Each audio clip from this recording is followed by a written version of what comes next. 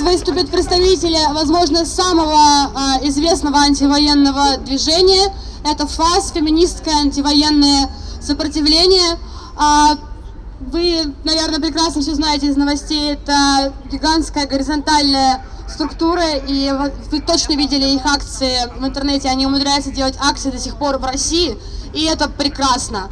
Поэтому мы приглашаем на сцену представителя ФАС. Спасибо большое, что вы сегодня тут.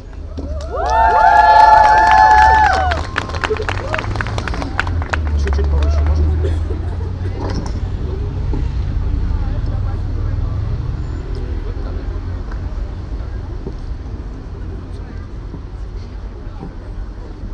Hello everyone, my name is Dmitrii. Today I'm speaking here on behalf of Feminist anti-war resistance. The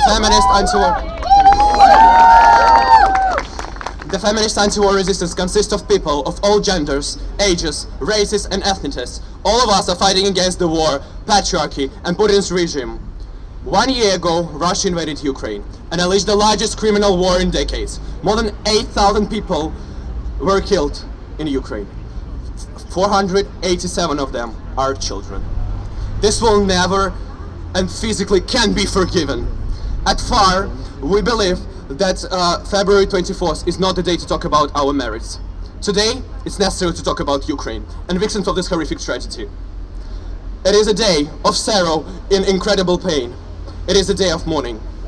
It is a day to hear the voices of Ukrainians and stay in solidarity with them. This day will always remain a shameful day in Russian history. As we gather here today, we cannot ignore the fact that the war in Ukraine has a women and mother face. Women in Ukraine are at the forefront of the struggle against war and occupation. They have been subjected to unimaginable horrors and atrocities committed by Russian troops. Women have lost their homes, loved ones, and livelihoods. For a year, Russian soldiers have committed numerous physical and sexual harassments against women in Ukraine, including rape. This not only causes harm to individual women, but also work as a way to terrorize and control entire communities. On March the 6th, in the village of Vorzil, about 50 kilometers northwest of Kiev, Russian soldiers threw a smoke bomb into a basement.